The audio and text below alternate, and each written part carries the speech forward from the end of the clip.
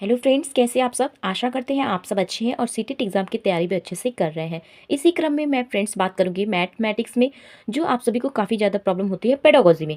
तो जो है यहाँ पे पेडागोजी जो है वो आप सबकी कंप्लीट कराने वाली है। ठीक है, आपको कराएंगे पेडागोजी के क्वेश्चंस। उसके पहले फ्रेंड्स जो है कुछ क्वेश्चंस आपको पेडागोजी के मिलेंगे। उसके पहले मैं कॉन्सेप्ट क्लियर कर देती हूँ कि इसके कौन कौन से टॉपिक्स जहाँ से क्वेश्चंस पूछे जाते हैं। ठीक है, यहाँ पर आप देख सकते हैं, यहाँ पर जो मैंने कुछ क्वेश्चंस और कुछ जो है वैज्ञानिक के भी लिए हैं, गणितज्ञ के भी लिए हैं, जो कि एग्जाम में इनसे क्वेश्चंस बनते हैं। ठीक है, और यहाँ पे जो क्वेश्चंस की बात करेंगे तो वो लास्ट में आपको देखने के लिए मिलेंगे। ठीक है, तो सबसे पहले स्टार्ट करते हैं कि गणित यानी मैथमेटिक्स से सबसे ही हमें क्या होता है, एक डर सा लगने लगता है। तो ऐसा कुछ भी नहीं है फ्रेंड्स, क्योंकि यहाँ पे 1 to 5 में जो है आपसे 30 नंबर के क्वेश्चन होंगे, जिसमें से 15 नंबर या 20 नंबर के लगभग में आपको पेडागोजी रहेगा। कम से कम 10 क्वेश्चन होंगे जिसको आपको सॉल्व करना होगा। वो भी बहुत ज़्यादा हाई लेवल का नहीं होगा, बहुत ही कॉमन होगा जिसको आप सॉल्व कर सकते हैं। ठीक है, तो सबसे पहले हम गणित जब शुरू करते हैं तो हमारे मन में क्या आता है, सबसे पहले जोड़ घटाना गुणा भाग, जो आप बचपन से पढ़ते आए हैं। ठीक है, वही आपके मन में गणित शब्द सुनते ही आपके मन में यही भाग आता है। तो उसके बारे में बताया कि गणित एक ऐसी विद्याओं का समूह है जो संख्याओं, मात्रा, परिमाणों, रूपों और उनके आपसी रिश्तों, गुण, स्वभाव इत्यादि का जो है अध्ययन करती है। आपसी रिश्ते की बात करेंगे तो आप कंफ्यूज रहेंगे। रिश्ते मतलब होता है 2 + 2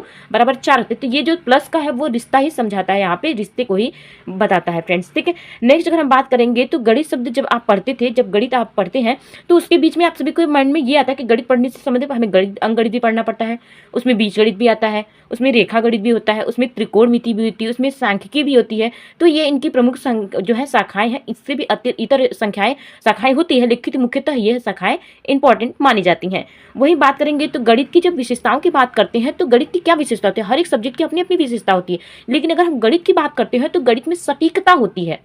ठीक है, अगर हम बात करेंगे 2 + 2 = 4 होता है या फिर 4 + 4 = 8 होता है, तो हमारे भारत में जो 8 होता है वो अमेरिका, फ्रांस, जापान सब जगह जोड़ने पे वही चीज, यानी एक सटीक यह जो है निश्चित परिणाम देता है कि 2 + 2, ये सारी चीजें जो निश्चित परिणाम, सटीकता को एक निश्चित सटीक जानकारी हमें देता है, निश्चित परिणाम होता है, वो कहीं के भी आप जोड़ लें। ठीक है, तो सार्वभौमिकता, प्रतीकात्मक भाषा होती है, अमूर्तता होती है, इसमें तार्किक और व्यवस्थित होती है, व्यवस्थितपन होता है। ये क्या होता है, अमूर्तता तब कह सकते हैं हम, जैसे कि स्टार्टिंग में हमने 2 + 4 जोड़ा 6 हो गया। तो स्टार्टिंग में हमने 2 शब्द जो सीखा है, बचपन में जो सीखा है, अब हम उसे देखते नहीं है। मेरे माइंड में 2 शब्द बोलते ही वो हमारे मस्तिष्क में तुरंत ही 2 जो है अच्छा आ जाता है, अंक जो है वो आ जाता है, यानी वो अमूर्त रूप से हमारे मस्तिष्क में फिट हो गया है। ठीक है, और तार्किक और व्यवस्थित होता है, यहाँ पे कहने का मतलब है व्यवस्थित क्रम होता है। जब आप जो है उसको बोर्ड मॉस सॉल्व करते हैं तो बोर्ड मॉस में आपने देखा होगा कि वहाँ पे क्या है, पहले आपको जो है कैसे कैसे करना होता है, वहाँ पे ब्रैकेट सटानी पड़ती है, उसके बाद ही आपको डिवीजन, फिर स्क्वायर मल्टीप्लिकेशन, फिर उसके बाद प्लस, फिर माइनस, ये आपको जो है वो करने पड़ते हैं ना। यहाँ पे जब ये व्यवस्थितपन को जैसा था, उसके साथ ही निगमनात्मक प्रणाली इसलिए कह रहे हैं फ्रेंड्स, क्योंकि जब आप उच्च कक्षा में जाते हैं तो निगमनात्मक होती है, वहीं पे जो है अब निम्न कक्षा में रहते हैं, प्राथमिक स्तर पर तो वो आगमनात्मक प्रणाली अपनाई जाती है। मात्रात्मक अध्ययन भी किया जाता है, इसकी मुख्य विशेषता है, बहुत सारी है, लेकिन जो भी इंपॉर्टेंट है, जो एग्जाम में पूछे जाते हैं उसको यहाँ पे हम चर्चा किए हैं। उसी बीच में फ्रेंड्स राष्ट्रीय पाठ्यचर्या रूपरेखा 2005, इससे भी क्वेश्चंस काफी ज्यादा पूछे जाते हैं। तो कुछ मैं बेसिकली अगर राष्ट्रीय पाठ्यचर्या की रूपरेखा 2005 की बात करूँ तो इसमें सिर्फ आपको बच्चे पे ध्यान दिया जाता है कि बच्चा कैसे सीखेगा। उस पर कोई प्रेशर नहीं लगाना है, उस पर कोई दबाव नहीं डालना है, उनकी भाषा को स्वीकारना है, वो इस तरीके से गणित सीखे कि उन्हें आनंद पूर्वक वह सीखे। तो वो चीजें यहाँ पे बच्चे को गणित को आनंद पूर्वक सिखाना है। उनके गणित जब सिखाते तो उनके जीवन को अनुभव करते कि मम्मी के पास आपकी मम्मी ने आपको 2 रुपए स्कूल आने के दिए, पापा ने आपको 2 रुपए दिया, दोनों को मिलाकर कितने हुए। तो यानी उनके मम्मी पापा यानी उनके परिवार, आसपास पड़ोस के से संबंधित जब जोड़ करके बताएंगे तो बच्चा आसानी से सीखता है। गणित संबंधी समस्याओं को हल प्रस्तुत करना ताकि बच्चे को आसानी हो, उनका सहयोग देना और गणित से एक जुड़ाव महसूस कराना। बच्चे को कभी उसकी एक भ्रम मत बांधना कि गणित बहुत हार्ड है। बच्चे क्या है स्टार्टिंग में ही डर जाएंगे, तो बच्चे के अंदर ये सारी चीजें नहीं लाना है आपके अंदर। ठीक है, और यहाँ पर जो है इन वैज्ञानिकों को पढ़ने से पहले, कुछ गणितज्ञ के पढ़ने से पहले कुछ और बेसिक कॉन्सेप्ट आपके अपने हैंड नोट से आप सभी को दिखा देते, उसके बाद ये क्लियर करेंगे फ्रेंड्स। अगर हम गणित की सोच की बात करते हैं तो इसमें 2 टॉपिक्स इंपॉर्टेंट हो जाते हैं, एक होता है अभिसारी, एक होता है अपसारी।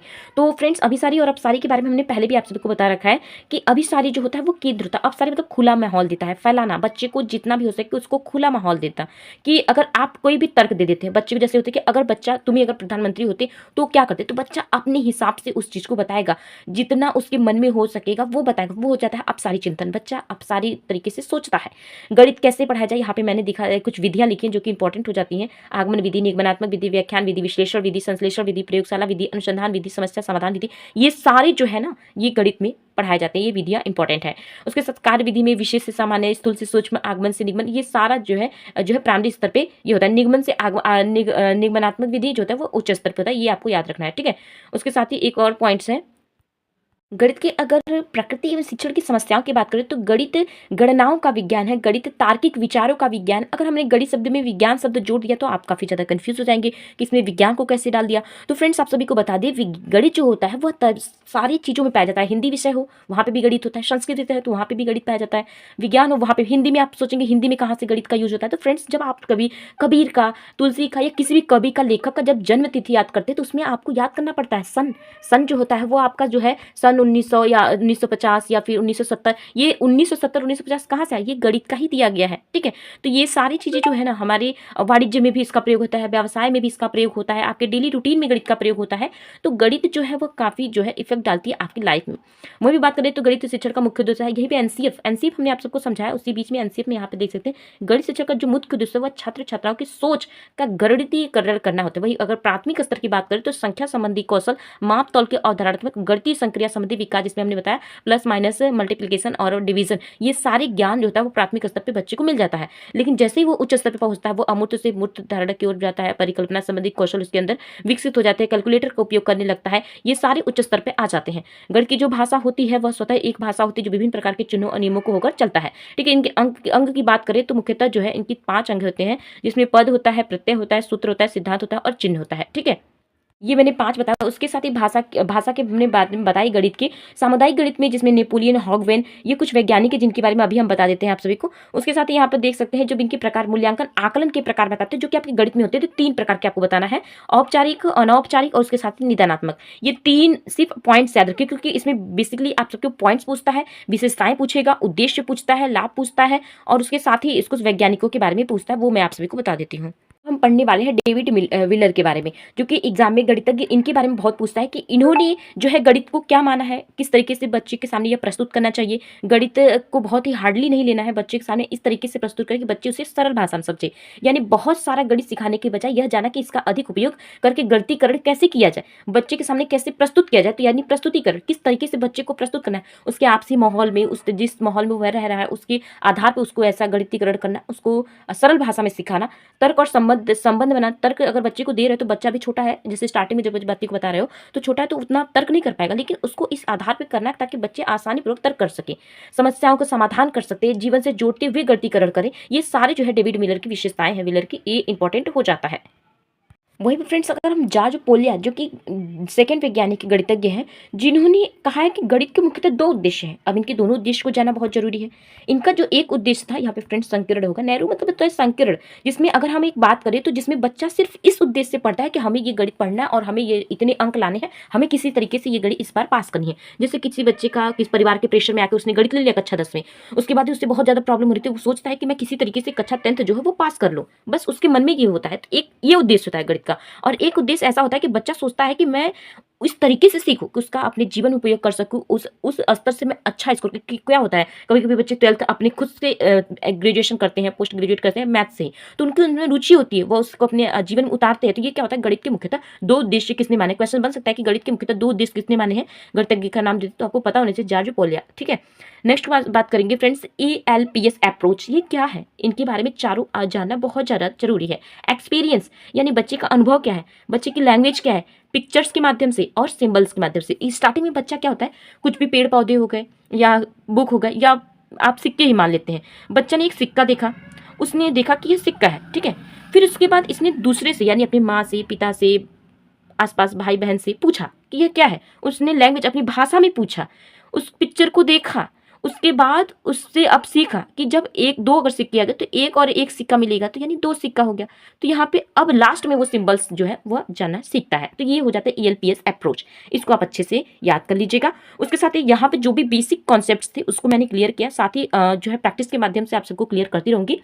उसके साथ ही कुछ प्रैक्टिस सेट करवा लेती हूँ, प्रैक्टिस करवा देती हूँ आप सभी को। बहुत ज़्यादा क्वेश्चन है, 3-4-5 क्वेश्चन है। उसके साथ ही अगर अच्छा रिस्पॉन्स रहेगा तो मैं क्वेश्चन जरूर लेकर आऊँगी, क्योंकि यहाँ पर सभी ने कहा था कि मैथ पेडागोजी में प्रॉब्लम हो रही है, तो जो है वीडियोज़ लेकर आएंगे। बट फ्रेंड्स आपका सपोर्ट सबसे ज़्यादा मायने रखता है।